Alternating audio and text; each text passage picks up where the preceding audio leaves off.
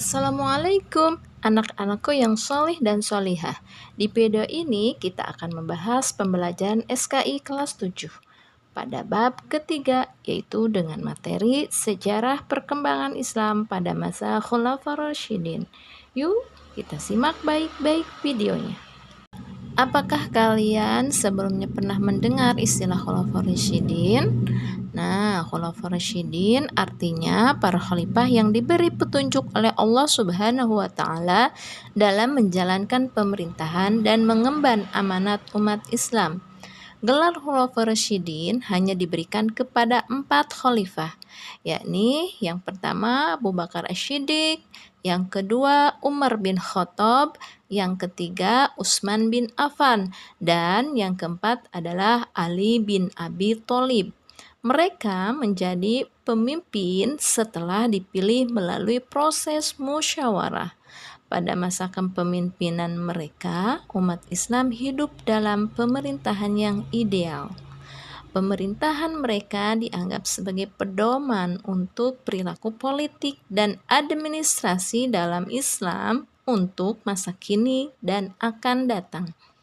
Siapakah keempat khalifah tersebut? Dan apa saja yang dilakukannya sehingga Islam dapat terus berkembang pesat? Nah, jawabannya akan kalian dapatkan dari penjelasan berikut. Nama asli Abu Bakar adalah Abdullah bin Abi Quhafah At-Tamimi. Abu Bakar berasal dari keluarga bangsawan Quraisy yang kaya. Namun, oleh Rasulullah Shallallahu Alaihi Wasallam diberilah gelar As-Siddiq karena dia orang yang sangat jujur dan sangat dipercaya. Abu Bakar termasuk orang yang pertama mengakui dakwah Rasulullah Shallallahu Alaihi Wasallam dan orang pertama yang percaya peristiwa Isra Mi'raj. Abu Bakar merupakan orang pertama masuk Islam dari kalangan dewasa. Abu Bakar berhijrah bersama Rasulullah Shallallahu Alaihi Wasallam ke Madinah, menemaninya di dalam Gua Sur selama 3 hari. Proses pengangkatan Abu Bakar sebagai khalifah. Pada saat menjelang wafatnya, Rasulullah Shallallahu Alaihi Wasallam tidak meninggalkan wasiat tentang siapa yang akan menggantikan kepemimpinan beliau. Akan tetapi semenjak Rasulullah Shallallahu Alaihi Wasallam sakit, beliau telah menunjuk Abu Bakar sebagai pengganti imam sholat. Nah, sebagian sahabat berpendapat bahwa kebijakan Rasulullah Shallallahu Alaihi Wasallam sebagai indikasi bahwa Abu Bakar yang akan menggantikan posisinya.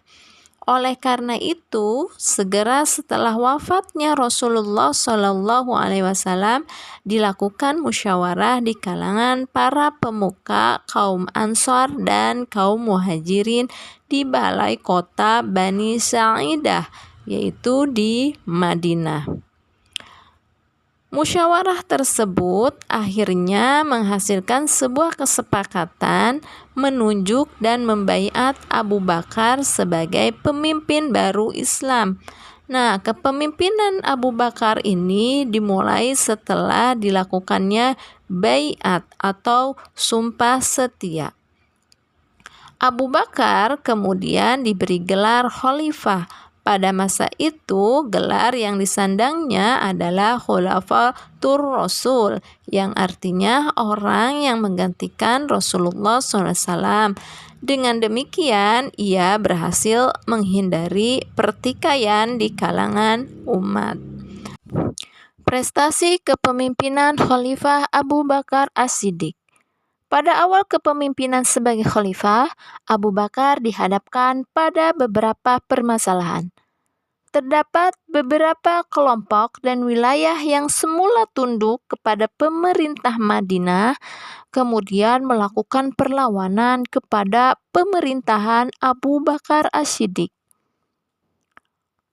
Khalifah Abu Bakar mengambil langkah-langkah konsolidasi di antaranya sebagai berikut. Yang pertama, memerangi penolakan zakat.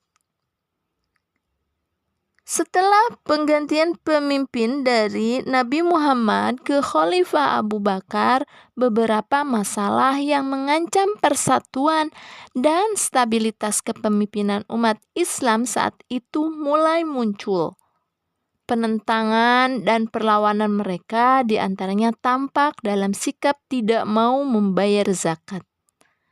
Setelah bermusyawarah dengan para sahabat, Khalifah Abu Bakar radhiyallahu an memutuskan akan memerangi mereka. Yang kedua, prestasi kepemimpinan Khalifah Abu Bakar As-Siddiq yaitu membentuk Baitul Mal. Untuk meningkatkan kesejahteraan umum, Abu Bakar membentuk Baitul Mal, semacam kas negara atau lembaga keuangan. Prestasi yang ketiga yaitu memerangi nabi palsu. Setelah Rasulullah wafat, pemberontakan mulai muncul dari orang-orang murtad dan mengakui dirinya sebagai nabi, seperti Musailamah al-Kadzab dan Tulaihah bin Khuwailid. Berdasarkan fenomena itu, akhirnya Khalifah Abu Bakar menyatakan perang. Khalifah Abu Bakar menetapkan peraturan dalam berperang yang harus dijadikan pedoman oleh para perwira militer dan para prajuritnya. Di antara peraturan perang tersebut yaitu yang pertama, orang tua, wanita, dan anak-anak tidak boleh dibunuh. Yang kedua, biarawan tidak boleh dianiaya dan tempat ibadah mereka tidak boleh dirusak. Yang ketiga, mayat yang gugur tidak boleh dirusak. Yang keempat, pohon-pohon tidak boleh ditebang. Yang kelima, perjanjian-perjanjian dengan agama lain harus dihormati. Yang keenam, orang-orang menyerah harus diberi hak yang sama dengan hak-hak penduduk Islam. Dan prestasi yang keempat yang dilakukan oleh Khalifah Abu Bakar As-Siddiq yaitu penaklukan Persia dan Romawi. Di antara sekian prestasi yang disandang selama kepemimpinan Khalifah Abu Bakar adalah berhasil menaklukkan Persia dan Romawi. Nah, yang kelima, prestasi yang dilakukan oleh Abu Bakar yaitu menghimpun Al-Quran. Pada saat perang melawan kaum murtad yang dilakukan oleh pasukan Islam dalam mengatasi orang-orang murtad tersebut, membuat khawatir Umar bin Khattab. Karena dalam perang tersebut terdapat 1.200 tentara Islam yang mati syahid dan 39 diantaranya adalah sahabat hafal Al-Quran. Kekhawatiran Umar tersebut disampaikan kepada Khalifah Abu Bakar supaya Al-Quran ditulis dan dikumpulkan demi melestarikan menyelamatkan Al-Quran dari kepunahan. Setelah Al-Quran ditulis dalam beberapa lembar mushaf, kemudian diserahkan kepada Khalifah Abu Bakar. Khalifah Abu Bakar menjabat sebagai khalifah selama 2 tahun. Nah, demikianlah biografi dan prestasi yang dilakukan oleh Khalifah Abu Bakar. Terima kasih. Wassalamualaikum warahmatullahi wabarakatuh.